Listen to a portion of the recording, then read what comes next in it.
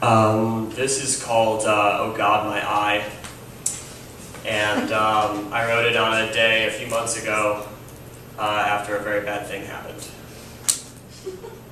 My girlfriend's bed is underneath the window. It can be nice. I'll wake up and the first thing I'll see is the sunlight filtering through the trees in her backyard. But this morning was not so nice. In fact, it was actually kind of a disaster. The problem is her curtain, which hangs directly beside me as I'm lying in the bed. It's supposed to remain pressed between the mattress and the wall so that it doesn't move. However, this system is somewhat flawed because the curtain often comes untucked and gets tangled up in the sheets. Rolling back and forth in my sleep, I'll end up tugging on the fabric until the whole thing just comes crashing down. Now, I'm not sure why the curtain rod is designed to detach from the wall with just a gentle tug.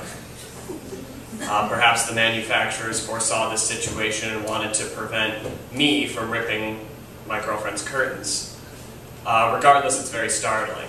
About once a month, I'll be woken up in the middle of the night by the metal rod crashing onto the windowsill before it disappears between the bed and the wall. I'll sit up for a single moment of complete terror, then almost immediately go back to sleep and forget about it until the next day. What happened to the curtain? My girlfriend will ask. Oh, wow, I'll respond. I have no idea.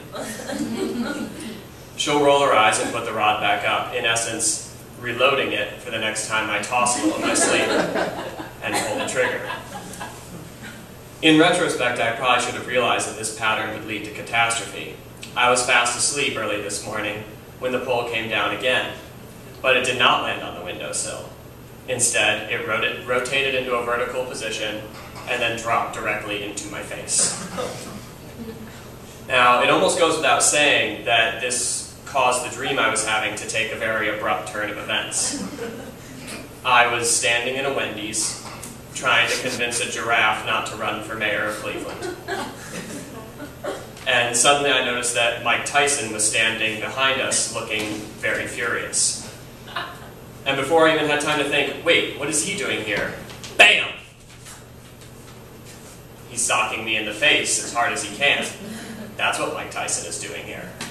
I clutched my eye and fell down into the mattress where I was now awake and twisted up inside the curtain. I have no idea which particular swear word I used or how loud I screamed it, but it was not enough to convey how I felt. The only thing that I could feel was ungodly anger toward everything in the entire world. Getting clocked that hard in the face, completely out of nowhere, will change who you are as a person for at least a couple minutes.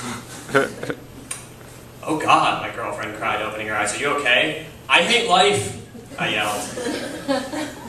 What? Why am I here? What is this place? I said. What happened? She said, slowly becoming more cognizant. It was the cat! Now, this was a plausible, though unconfirmed theory. As you may know, cats have a fondness for doing whatever it is you don't want them to do. Thus, it was totally conceivable that my girlfriend's cat had been involved with jacking me in the eye with what was essentially a little pipe. However, at just that moment, her cat sauntered lazily into the room from out in the hallway. Apparently, he had not been in the room when the incident took place. The cat meowed in what was clearly an attempt to make me look like an idiot. And my girlfriend pulled the curtain off me. Oh no, was it the curtain rod? Why do you even have a curtain? I responded. You know there are people in Africa who don't even have windows? I'll get some ice, she yelled.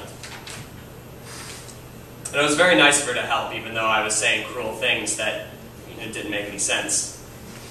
Now, I tried to show my appreciation, but instead just ended up yelling profanities into a pillow until she came back with a bag of frozen peas. The damage turned out to be fairly minor. I only ended up with a black eye, which most people assume that I got doing something tough. Considering that I actually got it in a fight with the window treatment, I don't think I'll bother to correct them. End of anecdote. That's it. Woo!